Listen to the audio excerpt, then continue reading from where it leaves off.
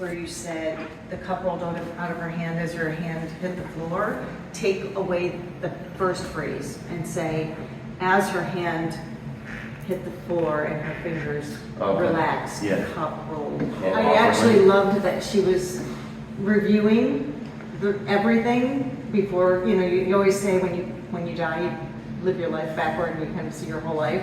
She was seeing it before she even died. I didn't even notice that. Which I thought was really cool, because she was seeing it because she was leaving. I need to write that down. But she didn't know she was really leaving. When we come for a week and you stay in a house like this, it's more conducive to, rather than coming, going.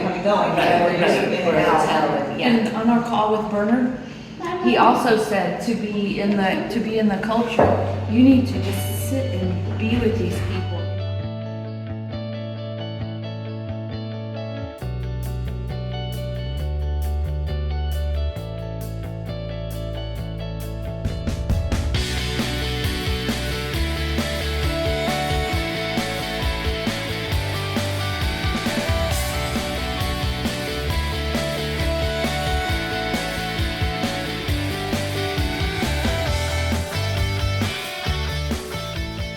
Your motherly instincts, like the time that you were scratching my back because you could tell I was getting a little overwhelmed, I was honestly inspired by you and your story and everything that you persist through, and I hope that you never forget that you have wings on your back. Every time that we first met through the Zoom call, I could tell that you had wisdom far beyond anything that I've experienced in other people before, and one thing that I truly admire about you, getting to know you through this week, is that you have this ability to sit and listen and make people feel so seen and heard, but when you do open your mouth, it's always so profound that you just hold court, and once you start speaking, the room just goes quiet and everybody wants to know what you're saying. So I hope that you never forget that you just have all of that wisdom to share with everyone around you to just truly make them better. To Krista, I know that you're my fellow veteran and that you're an absolute badass, and that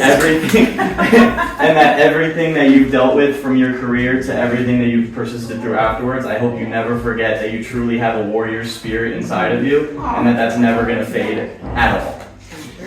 You are absolutely, hands down, one of the funniest people I've ever met. Your wit and your sarcasm knows no bounds.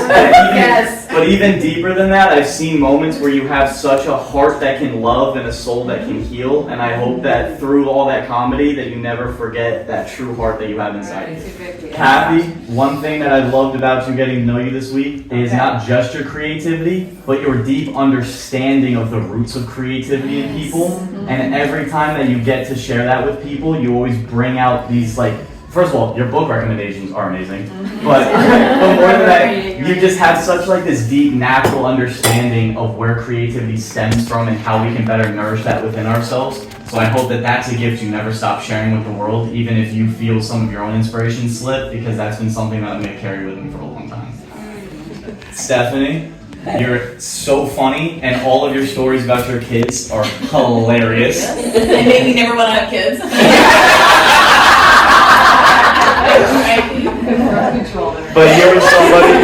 But you're somebody who not only has overcome so much, but you continue to take everything that happened to you and turn it into your superpower.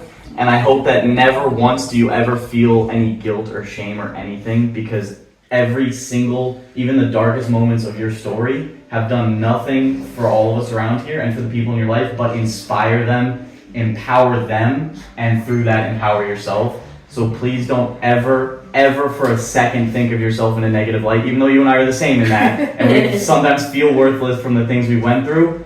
It's like we said before, turn your what was it, your why into your what and all that kind of stuff. But you have such a natural, deep root inside of you that's so strong and powerful, it will sprout out into all the people around you and nourish them. And the analogy I want to leave you with is that sometimes in a forest, when one tree starts to die, the trees around them, their roots will actually grow underground and attach to that tree and feed life to that tree. And you're one of those people that you have such deep roots that when they spread and touch all of us, it's done nothing but feed life into all of us. You're the third person I met while I was here. And you and I met in that quiet house with that beautiful backyard, and it was so just soft and peaceful. And I think that's poetic because that's the vibe that I get every time I'm with you. I felt that same feeling of when we first met in that peaceful place of just this calm warmth, and then it's just quiet, somber energy that is so healing and just feels so comfortable. So I hope you never ever feel like that your quiet voice might be too quiet, because you have a loud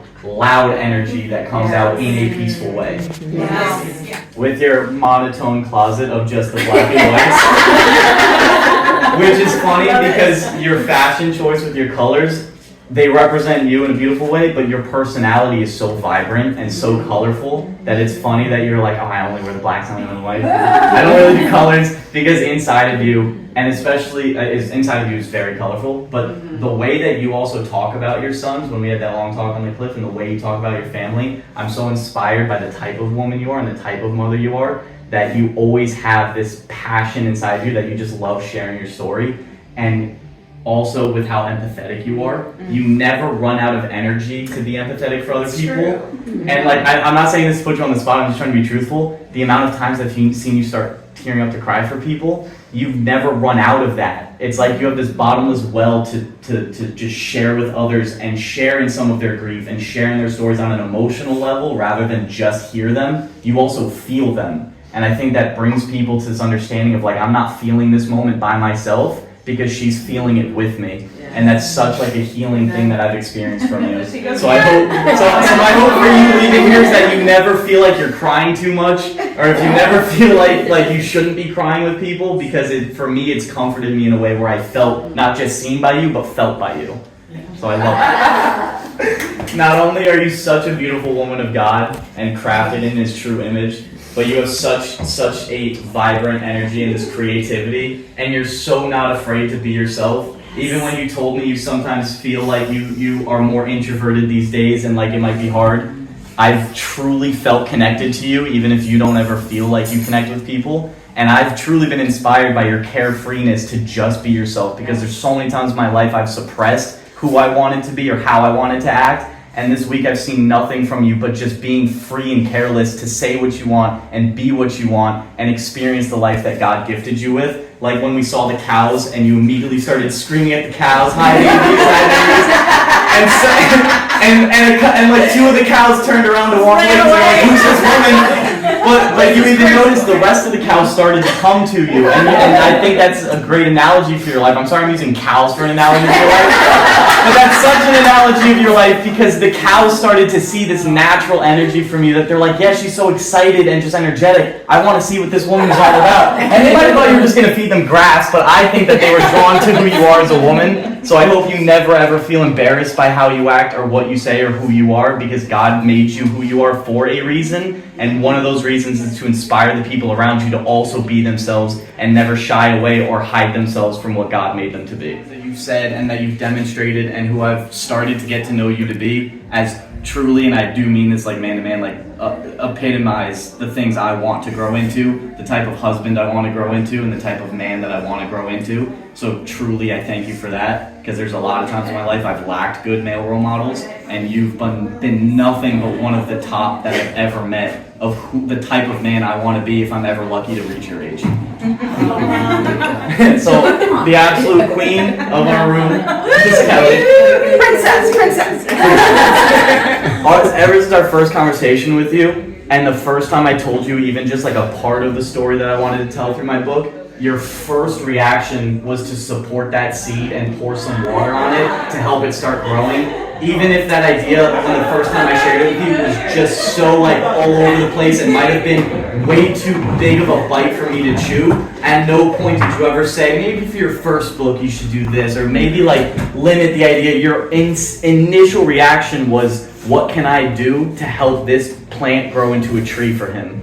And I think I've seen that with everyone here. You've never tried to limit anyone's creativity for the idea of like you might be biting off more than you can chew too soon. It's my first book. I was a script writer. That's so easy to do compared to books, because you just write what people say, what they're wearing, and like that's it. And like with books, you have to do, especially the genre I'm trying to write into, you've never looked at me as such a novice. I feel like you've looked at me as simply just a budding flower that you want to help water into an entire tree. So I thank you for never once looking at me as like less than, but looking at me for potential. Because there's so many times in my life I feel like I've not been seen as what I potentially could grow into. And I feel like ever since we met, you've done nothing but just let me pour water on this seed, let me pour water on this seed, because I see what it can grow into even when I don't see that in myself. Yes. And I think other people in this room can relate to that. Absolutely. You're a natural teacher, but you're also a 100%. natural gardener to all of our souls. Yes. And you naturally caretake for us and our creativity, so we thank you and we love you. Thanks. I want to give you a toast, because as you stood here and just did that for all of us, It's amazing. With no paper. amazing. I know, No right? paper, because it comes from your heart. And Patrick, I think one of the greatest gifts in the world is to come to anything with your heart. It's the greatest gift you ever have, and it can be the most painful thing we ever experience. Because when we come to something with heart, it means we care enough that it's going to hurt. And I know as you're at this stage in your life where you're seeking and you're trying to figure out who you really are, all of us here see you because we see your heart. And all you ever have to do is tap into your heart. We see you. We know. And we thank you. We see